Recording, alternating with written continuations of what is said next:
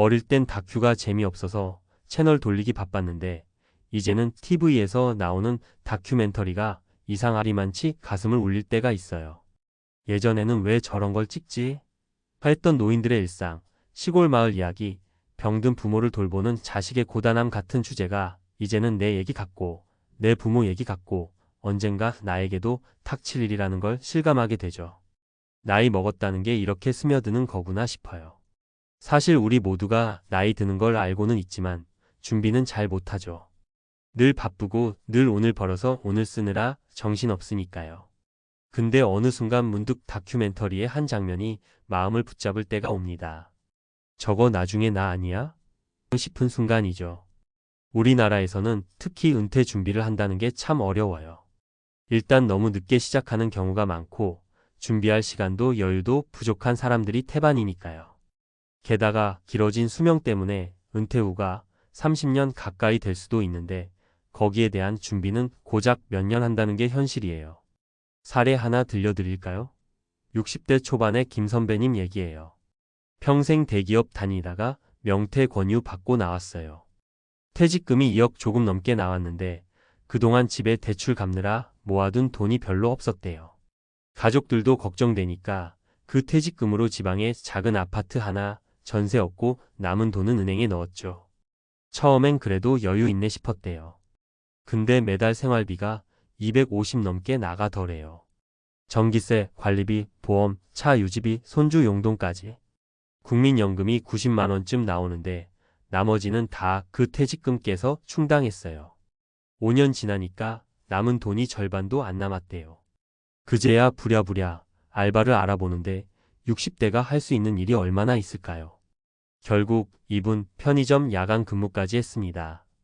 또 다른 분은 55세의 자영업 정리한장 사장님 얘기예요. 이분은 돈도 꽤 모았어요. 30평대 아파트 실거주, 현금 자산 4억 정도. 처음엔 이 정도면 괜찮다 싶었대요. 그런데 큰애 결혼자금, 작은애 유학비로 2억이 훅 나가버렸어요. 남은 돈으로 생활비 대다가 주식 투자했다가 손실 보고 나니 60세쯤에 거의 빈털터리가 됐습니다. 이분이 그러더라고요. 가장 큰 실수는 돈 문제를 가족하고 솔직히 얘기 안 한 거였어요. 그냥 해결해 주는 게 부모 도리라고 생각했는데 나도 늙고 나니까 그게 아니더라고. 마지막은 62세 박 여사님 얘기예요.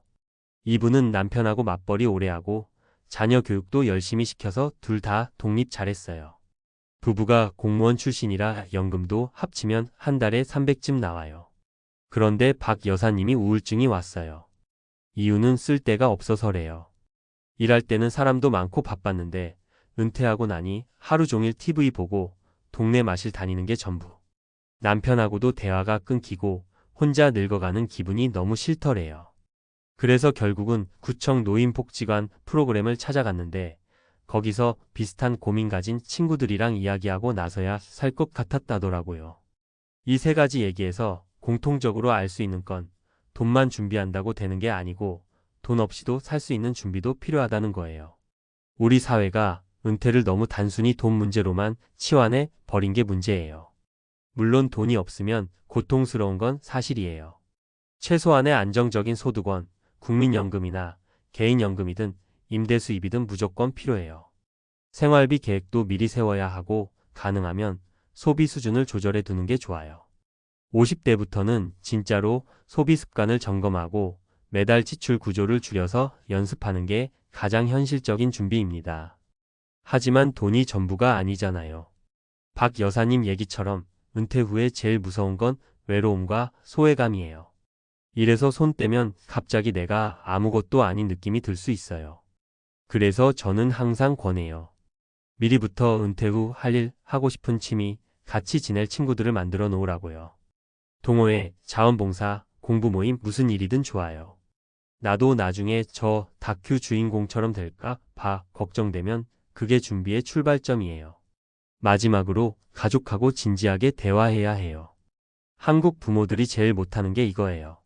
자식들 힘들까 봐 혼자 다 해결하려고 하고 가족 재정 얘기는 입 꾹 다물죠.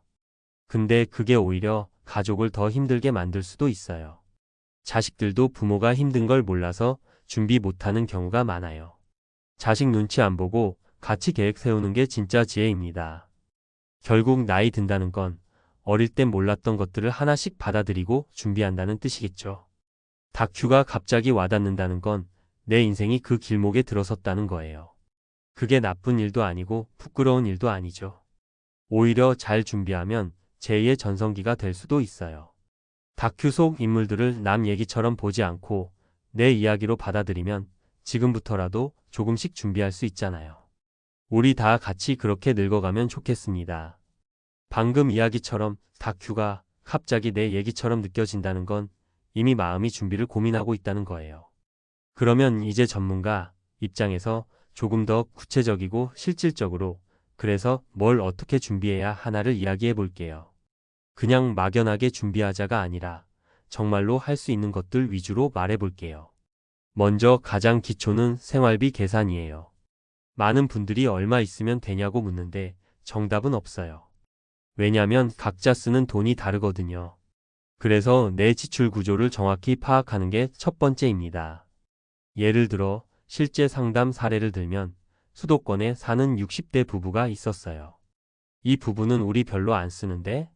라고 했는데 항목별로 다 적어보니까 이렇더라고요.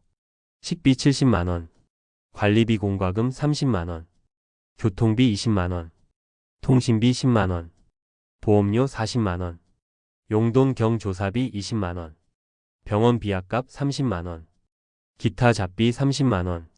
이렇게 합치면 대략 250만원이에요. 생각보다 많이 나가네? 하고 깜짝 놀라셨어요. 많은 분들이 이런 식으로 체감보다 실제가 더 큽니다. 팁은 간단해요. 3개월만이라도 꼼꼼하게 가계부 써보세요. 고정 지출과 변동 지출을 나눠보세요. 줄일 수 있는 항목을 빨리 찾아서 연습해 두세요. 왜냐면 은퇴 후에는 소득이 확 줄어들거든요. 국민연금이든 개인연금이든 월 100만원 나올까 말까 한 분들이 많아요. 집 있으면 주택연금도 방법이지만 그거 받으려면 소비 수준을 거기에 맞춰야 돼요. 두 번째, 소득원 다변화 전략이에요. 은퇴 자금이라고 하면 다들 퇴직금, 연금만 떠올리는데 요즘 전문가들은 이렇게 권해요. 작은 돈이라도 들어올 구멍을 넓혀라.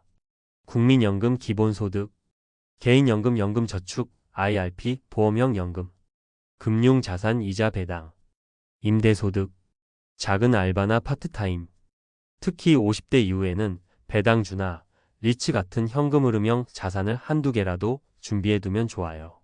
한 달에 20만원이라도 꾸준히 들어오면 심리적으로도 큰 도움이 됩니다. 예시로 실제 은퇴 설계 세미나에서 나왔던 사례를 들려드릴게요. 58세 여성, 국민연금 예상 수령액 90만원, 남편 국민연금 120만원, 부부 합계 210만원이 기본소득, 퇴직금과 적금 합쳐서 1억 5천만원 정도 준비. 이분들은 60세부터 매달 50만원 정도 단기 알바 계획하고 있어요. 그리고 1억 정도를 배당주에 분산 투자해서 연 5% 수익률이면 세후 월 35만원 정도 배당이 가능하다고 시뮬레이션 했어요. 즉, 기본소득 210만원 알바 50만원 배당 35만원 월 295만원 정도 예상. 생활비 구조를 월 25만 280으로 맞춰두면 이 정도면 큰 무리 없이 살 수 있다는 거죠. 세 번째, 건강 자산 관리입니다. 많은 분들이 돈 얘기만 하는데 사실 가장 중요한 건 건강이에요.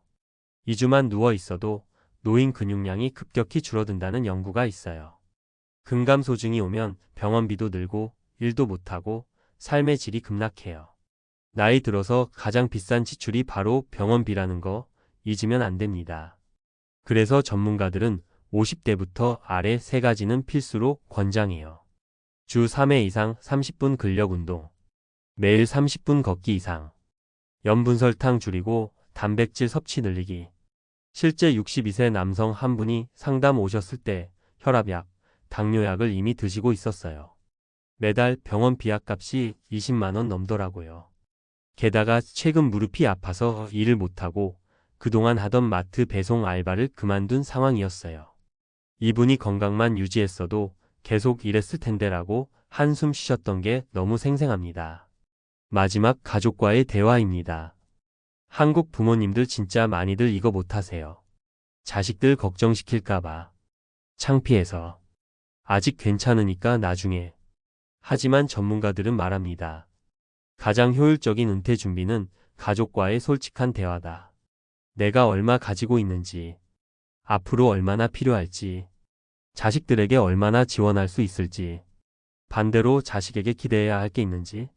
실제 상담에서 부모님이 자식 결혼 자금이나 손주 교육비를 다 부담해주고 노후가 망가진 사례가 너무 많아요. 그냥 아빠 엄마도 노후 준비해야 하니까 이 정도까지만 도와줄게 하고 말하면 되는데 그걸 못해요.